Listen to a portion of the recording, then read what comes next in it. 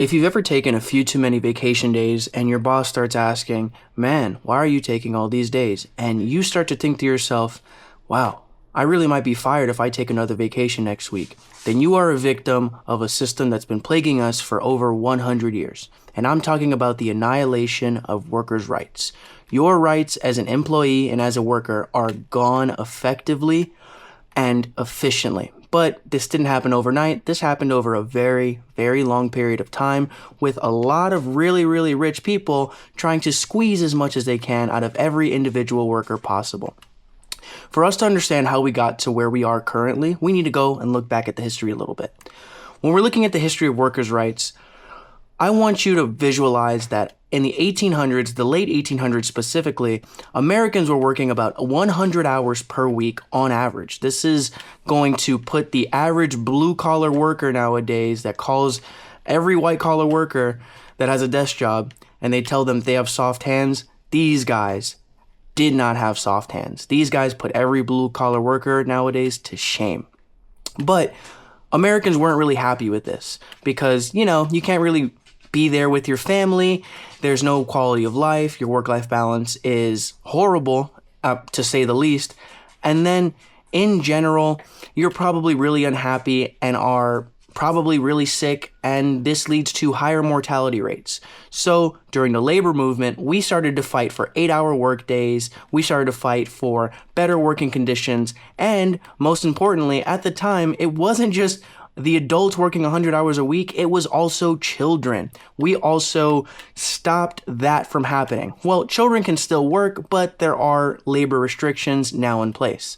For example, currently, I would say about a year and a half, 2 years ago in California, because the child actor scene is so big over there, movie sets had to be put on restrictions and had to have very, very strict guidelines to where children could only work a certain amount of hours. They still had to go to school. They needed to have guardians there, etc., etc. If you saw the Nickelodeon documentary, you know exactly what I'm talking about.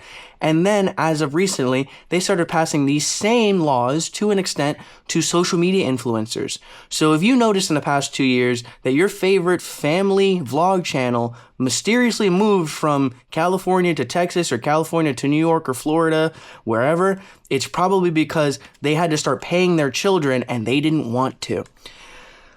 Now, this is all good and dandy, and during the 1950s, workers' rights and union participation were at all-time highs. But then something really started to change during the 1970s when we got off the gold standard and we started to see insane inflation like this country has never seen before. During the 1970s, there were certain factories, certain businesses who were starting to move their factories down south to the southern United States, and not just to the southern United States, but even to Mexico, hence why there are certain desolate areas in Detroit and Chicago now, because those are all old towns that were mainly propped up by the manufacturing industry. Those guys left, and then the people who didn't leave, they hired anti-union consultants, and they replaced striking workers as quickly as they could hire them. So that was kind of the start of, oh man, these business owners are really not trying to see union participation again because they need to make more money or else the economy crumbles. And you know what the government did? Nothing. They didn't help anyone. In fact, they loosened laws to allow certain things for business owners to do to discourage labor participation. We'll get into that a little bit later. But then an active role the government took to enforce unionization was the complete opposite direction than we expected. In 1981, air traffic controllers went on strike because working conditions were bad and it just wasn't a good environment. It's a high-stress job. Even nowadays, the stress levels for a job like that are insane, and it's just not a very healthy work environment. So, as the workers, the air traffic controllers, have the right to do, they wanted to unionize. And they wanted to get a better work-life balance, better working standards, safety standards, things like that. People, because they're people and they need to live, they need to take care of families. And you know what the government did? They immediately replaced all 11,000 striking workers, fired them, and they refused the counteroffer that their union made. That was the first time the government took an active role in dismantling and discouraging union participation. So this trend did not get any better with time. In fact, it got much, much worse. Now, we're going to talk about how the working class is the way it is now. And if you are in the working class, it is very, very much like enslavement. If you can't take a day off, you don't feel comfortable telling your boss, hey, I have to do this thing tomorrow or next week or 2 months in advance, and your boss is just like, sorry, we don't have any time slots open for you. That's not what it's supposed to be. In Europe, it's nothing compared to this. Also, they can't just fire you for no apparent reason like they can here. So, current day, if you aren't in the workforce currently or you are not in a labor union, then this is going to be news to you. But this is not news to people who have worked labor union jobs and went to a place without. Currently, the laws in the US make the average unionization about 409 days. That is insanely long, and they discourage unionization through these laws. Did you know that if you want to unionize, your boss can literally tell you, if you sign that paper, you are not going to be put on the schedule for the next few weeks? And that is completely legal and within their right. Why would that be a thing? I feel like our ability to group up and protest bad things is a fundamental right in our Constitution, in freedom of speech. But they can literally threaten your livelihood and your job fully legally, and the government actually lets this happen. Why is that?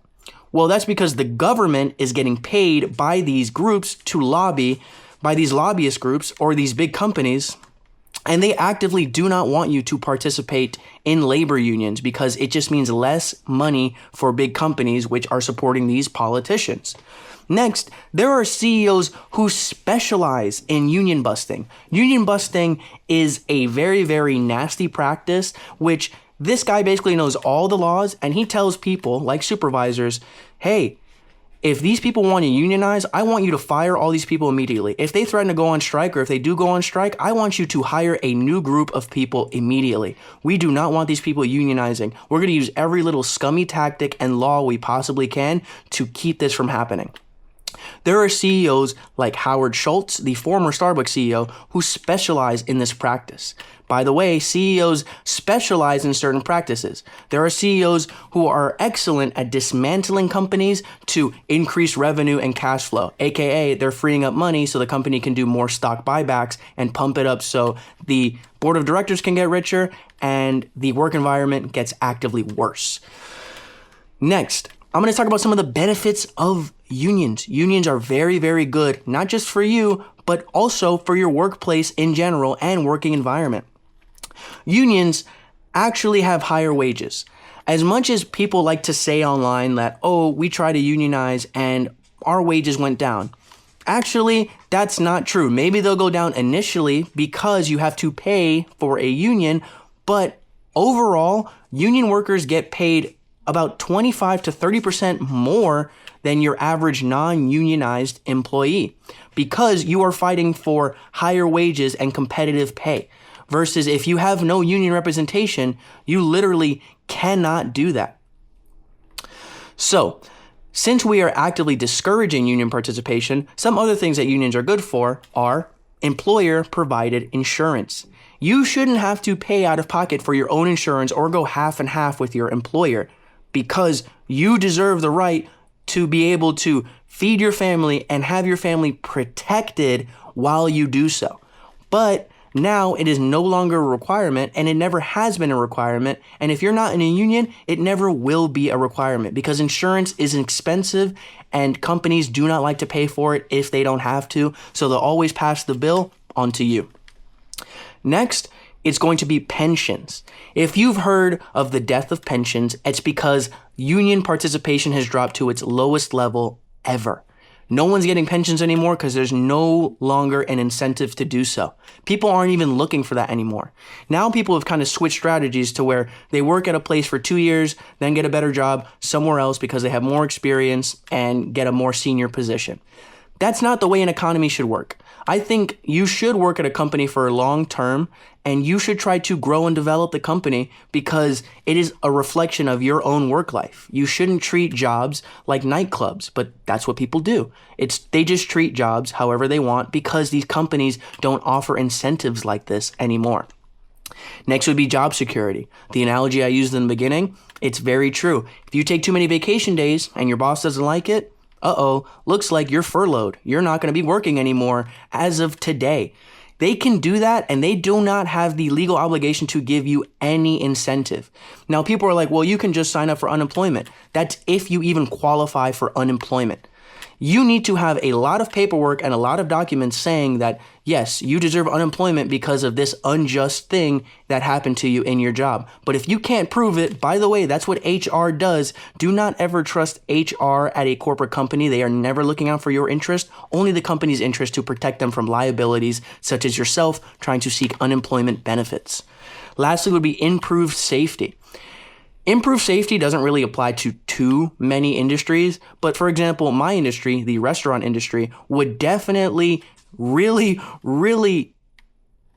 be, I would be ecstatic if I had better safety in a restaurant. Some restaurants require slip-resistant shoes, some don't, but if I slip and fall and hurt myself, my job is gone. I can't get unemployment, and there is no workers' comp at most restaurants because it's a private industry and it's not unionized at all, which scares me. If I roll my ankle, break my leg playing basketball on my day off, I cannot apply for workers' comp. I cannot get money, and I cannot provide for my family any longer if that happens, which is a very, very scary thought. And that's not the first thing you should be thinking when you get hurt at a job. It shouldn't be, wow, how am I going to provide for my family? The first thing should be, man, this really sucks, but I'm okay. Hopefully I can get better soon and get back to work. But unfortunately, that's not our first instinct. In conclusion, our very monopoly-tolerant government does not support the working class. The working class is never, ever going to be supported by the government. No matter how many times they try to tell you they're going to lower taxes, they're going to do this, they're going to do that, they're not actually looking out for your best interest. They're only looking for votes, which a lot of people are aware of. But I don't think they understand how malicious they actually are. For example, the air traffic controller situation was just the first one. There is countless situations where governments laid off thousands of workers and just hired new ones to not have to deal with any more labor unions. The government does not care about supporting the working class, and they want you to fear losing your job. Because if you fear losing your job and you fear taking too many vacation days will impact your performance and your role in the company, then they get to keep you enslaved just a little bit longer and keep you in the system that's meant to destroy you and keep you trapped forever. If you like what you saw, subscribe. Thanks for watching. See ya.